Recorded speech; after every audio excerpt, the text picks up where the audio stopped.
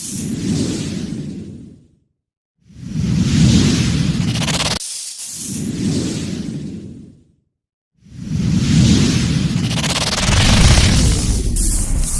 News స్వాగతం. నా పేరు కిరణ్ కుమార్. బడి హెడ్లైన్స్. అన్న ఎన్టీ రామారావు వారసుడు నారా లోకేశ లేక జూనియర్ ఎన్టీఆర్? తెలుగు శక్తి అధ్యక్షుడు బివి రామ్ క్వశ్చన్. మీరు గైరాజలేరు కాబట్టి డెఫినెట్గా నేను మన విష్ణుకుమార్ అడిగాను. విష్ణుకుమార్ కూడా రామ్ 500 ఉద్యోగాలు అని చెప్పి ఆయన కూడా ఏకాభవించారు. అంటే ప్రజల్ని మోసం చేయటం కాదని అడుగుతున్నారు. యువతను ముఖ్యంగా 1,00,000 ఉద్యోగాలు చెప్పారు. 1,00,000 ఉద్యోగాలు రావని మనం చేస్తారు.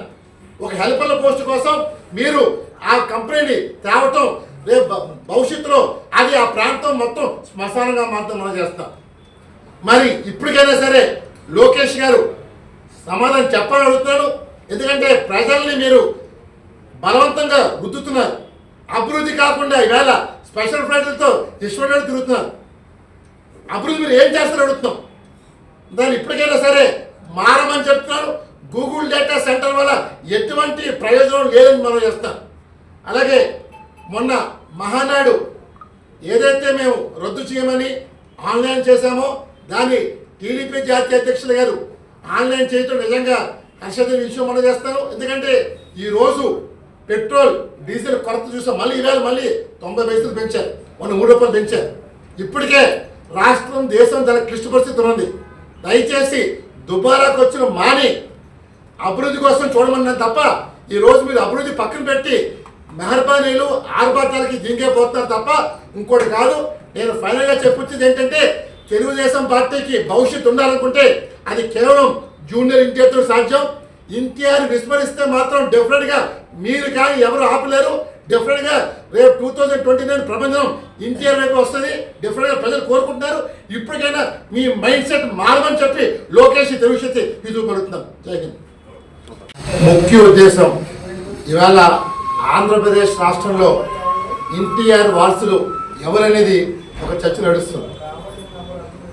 నారా లోకేష జూనియర్ ఎన్టీఆర్ అని చెప్పి మరి ఇప్పుడే మీరు ఎన్టీఆర్ బిడ్డ అయిన నందమూరి హరికృష్ణ గారు మాట్లాడడం జరిగింది.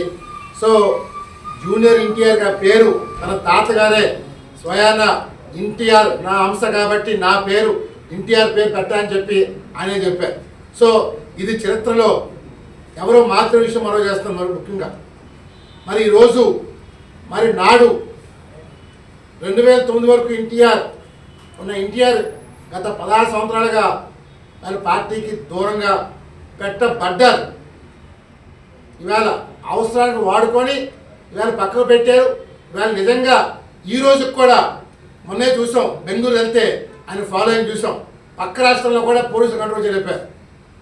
అంత ఆయుధం మన చేతిలో పెట్టుకొని ఈరోజు ఇతరుల మీద డిపెండ్ అవటం నిజంగా తెలుగుదేశం పార్టీకి ఏమన్నా అర్థం కావట్లేదు.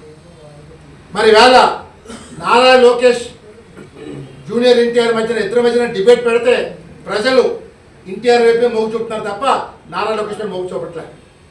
అంటే ఒక నాయకుడిని వృద్ధాలను చూస్తున్నారు తప్ప మన తెలుగు జాతిని కాపాడదాం, రాష్ట్ర ప్రజలను కాపాడదాం అన్న ఆలోచనే లేదు. ఈరోజు మేము ఈ సబ్జెక్ట్ ఎందుకు వచ్చామంటే రేపు జూనియర్ ఎన్టీఆర్ బర్త్డే.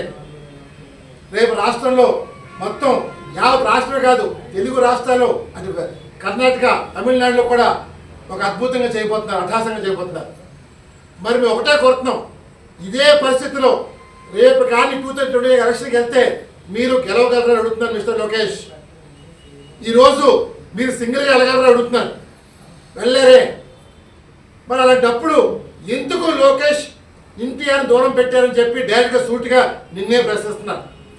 ఎవరైనా వారసులు కూతురు బిడ్డ అవుతారా కొడుకు బిడ్డ అవుతారని చెప్పి నేను ప్రజలను అడుగుతున్నాను. ఈరోజు ఎన్టీఆర్కి అన్ని అర్హతలు మనం చేస్తాను. డెఫినెట్గా తెలుగుదేశం పార్టీని నడపాల నాయకుడు సత్తా చంద్రబాబు నాయుడు తర్వాత అదొక ఎన్టీఆర్కి మనం చేస్తాం.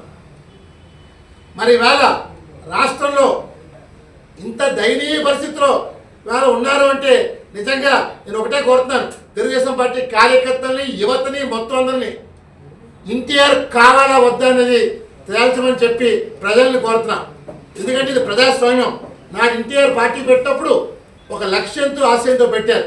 ఆ మహానుభావుడు ఆశయాల్ని మనం ముందుకు తీసుకొచ్చే బాధ్యత నేటి యువత పైన ఉంది. ముఖ్యంగా మొన్నే చూసాం తమిళనాడులో విజయ్ పార్టీ పెడితే ప్రబంధం చూసాం. అంటే ఇవాళ అంతటి ప్రపంచం ఈరోజు పవన్ కళ్యాణ్ కంట జూనియర్ ఎన్టీఆర్కి ఉంది ఆ ప్రబంధం. నేను ఎవరిని కించపరచట్లేదు. ఎందుకంటే మన చేతిలో ఉన్న ఆయుధాన్ని పక్కకు పెట్టి ఇతరుల మీద డిపెండ్ అవటం ఇది తెలుగుదేశం పార్టీకి తగునా అని ప్రశ్నిస్తున్నా. నేను ఒకటే కోరుతున్నాను, ప్రజలు కోరుకునే వరకు చేయాలి తప్ప ఇదే పరిస్థితులు వెళ్తే తెలుగుదేశం పార్టీకి 2029 భవిష్యత్తు కష్టమే మనం చేస్తున్నాం. ఇంకా 3 సంవత్సరాలు ఉంది.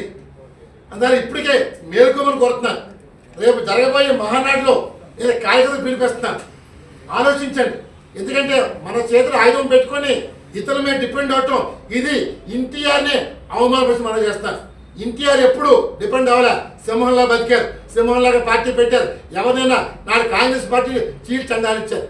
మరి అలాంటి పార్టీ ఇవాళ ఇతరుల మీద డిపెండ్ అవుతుందంటే ఇది అవమానమా కాదని ఒక్కసారి తెలుగుదేశం పార్టీ కార్యకర్తలారా ఆలోచించని చెప్పి కోరుతున్నాను.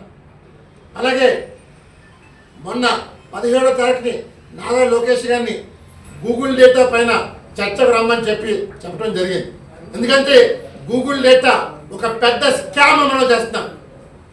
500 ఉద్యోగాలు మించి రాని గూగుల్ డేటాకి 27,000 కోట్ల రాయితీలు ఎందుకు ఇచ్చారు మిస్టర్ లోకేష్ అని అడుగుతున్నా. ఐటీ శాఖ మంత్రిగా ఈరోజు అమెరికా లాంటి దేశంలోనే గూగుల్ డేటాని తరిగి కొడుతుంటే తీసుకొచ్చి ఆ గుద్దుబండిని మన ప్రాంతంలో పెట్టడం వల్ల మీకు వచ్చిన బెనిఫిట్ ఏంటి అడుగుతున్నారు. 500 ఉద్యోగాల కోసం 27 కోట్ల రాయితీలు ఇస్తారని అడుగుతున్నారు. ఇదే 99 పైసలు మీరు అప్పు చెప్తున్నారంటే రాష్ట్రం అభివృద్ధి వెళ్తుందా వినాశకు వెళ్తుందని అడుగుతున్నారు.